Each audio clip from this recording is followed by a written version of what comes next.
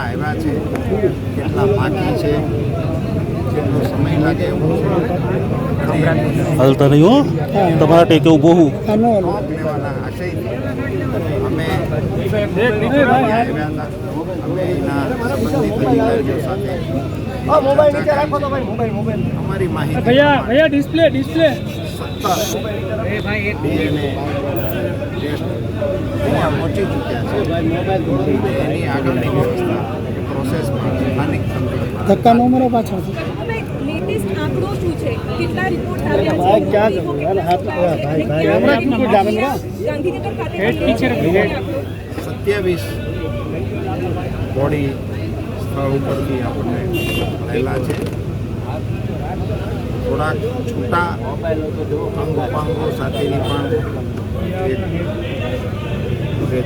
ત્યાંથી આપણને મળેલી છે. 27 આપણે ત્યાં પહોંચાડી દીધા છે.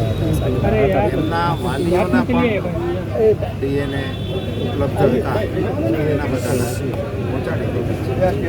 એ પૈકી 17નું મેચિંગ પણ થઈ ગયું અને અત્યારની સ્થિતિએ 10નું મેચિંગ બાકી છે, જેની અવેટ કરી. સાહેબ, ગેમ ઝોનનું સ્ટ્રક્ચર નબળું હતું છતાં પણ 4 વર્ષથી આ ધમધમતું હતું. આ કેટલું વ્યાજબી સાહેબ? આજે કેટલાના પરિવારોના માળા વિકાઈ ગયા? એ આપનો પ્રશ્ન બૃહદ રીતે ચર્ચાઈ ગયો છે અને એ કોઈ વ્યાજબી હતું એમ હું કહું કે અન્ય કોઈ કહેતો હોય પણ એની વ્યાજબીતા ક્યારેય સિદ્ધ થવાની નથી. એ નહોતું જ વ્યાજબી, એટલા માટે જ મુખ્યમંત્રીશ્રીએ સીટની રચના કરી. સર, લોકોમાં એવી નારાજગી જોવા મળે છે કે 54 કલાક વીતી ગયા પછી તમે આવ્યા છો. કાલે બહુ વિરોધ હતો કે લોકસભાની જે મતદાન હતું તે પહેલા તમે ઠેકાણે સભા યોજતા હતા. 54 કલાક વીતી ગયા પછી કેમ આવ્યા? હું અહીંયા બીજે જ દિવસે સવારે 8 વાગ્યાનો અહીંયા આ સ્થળે હું નહોતો આવ્યો, એટલી વાત તમારી સાચી છે. એનું કારણ પણ આ બધી પ્રવૃત્તિ કરવાથી હું એવું માનું છું, મારું પોતાનું છે કે જે પ્રક્રિયાઓ ચાલી રહી છે એને થોડું ઘણું વ્યવધાન થાય છે, ટેકો થવાની પડે. હું અહીંયા જ હતો, હું તંત્ર સાથે સંકળાયેલો હતો, તંત્ર સાથે કોર્ડિનેટ કરતો હતો. અહીંયા આવનારાની સાથે પણ હું પ્રત્યક્ષ જોડાણેલો હતો. એમની સાથે બધાની સાથે સંપર્ક કરીને એનું કોર્ડિનેશન સારી રીતે ચાલે એ હું પહેલે દિવસે અહીંયા હું સીએમ સાહેબને રૂબરૂ હું જ મળ્યો અને આપના લોકોએ મારી બાઇટ પણ લીધી એમ્સમાં.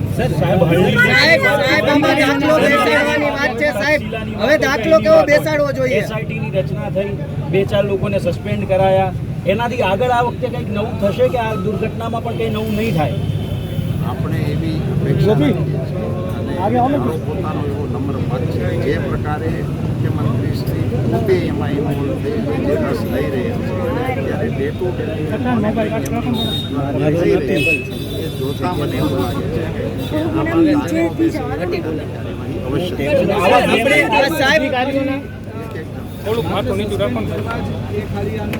હું સસ્પેન્શનને તો કાર્યવાહીનો ભાગ કરું છું, એને કાર્યવાહીનું પરિણામ સાહેબ, પરિવારજનો લોકો દાખલો બેસાડવાની માંગ કરી રહ્યા છે. પરિણામ આવ્યા પછી નવા નિયમો ક્યારે બનશે? ગેમ ઝોનને લઈને નવા નિયમો ક્યારે બનશે? એ પ્રશ્ન આપણો એવો છે કે સીટવાળા ભલામણ કરશે, સરકાર પણ ક્યાંકથી એના અંગેના રિસોર્સમાંથી પોતાની બોલો અને એ પરામર્શ કરીને એ થોડીક લાંબા સમય કમનસીબી કહી શકાય. આપણે વિશ્વગુરુ બનવાની વાત કરી, એમ્સ રાજકોટમાં છે, છતાંય ડીએની રિપોર્ટ માટે ગાંધીનગર જાય 54 કલાક થઈ, હજી કેટલાય સ્વજનોને કઈ હતા પતા. અહીંયા કોઈ યોગ્ય જવાબ નથી આપતા. મંડપ રચાયો છે સર, આ સ્વજનોની ચૂંટણી સમયે 2-4 પેજ પ્રમુખ બેઠા હોય છે બધી જગ્યાએ. અહીંયા સર એવી વ્યવસ્થા હોય ને લોકોમાં ખૂબ આક્રોશ છે. ભાઈ તમારી વાત સાથે તમારી ફરિયાદ સાથે આવી આકસ્મિક દુર્ઘટના કોઈ અપેક્ષિત હોતી નથી અને આના ઘણા બધા પરિમાણો હોય છે અને એને કારણે વ્યવસ્થાની અંદર નાની મોટી કોઈ ક્ષતિ રહી ગઈ હોય તો એને મોટી તરીકે નહીં જોતા એને હું સપોર્ટ લઉં છું તમારો. ધ્યાનમાં આવ્યું એટલે તરત કરવા માટેનો પ્રયાસ.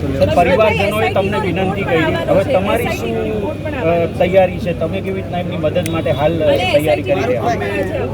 આ લોકોના વિનંતીને કારણે તો અવશ્ય અમે એમની લાગણીઓ જ્યાં પહોંચાડવા પહોંચાડીશું. એ ઉપરાંત અમે એની લાગણીને અનુરૂપ एक्शन आवे ये दिशा ना प्रयत्न। सर पर ये इतने टाइम से चल क्यों रहा था जब पता था कि गेम जोन में बेसिक फायर सेफ्टी मेजर्स भी नहीं लिए गए? तंत्र ने इसका क्यों कुछ सोचा नहीं इसके बारे में कि ऐसी बड़ी दुर्घटना हो सकती है? कितने बच्चों की जान गई है, हमारे बच्चे थे। मैडम इसके लिए ही तो सिंह की रचना हुई, वही ये सारे सवाल के जवाब पर वो क्या ढूंढेंगे। करेंगे अब, वो बच्चों की जान का क्या?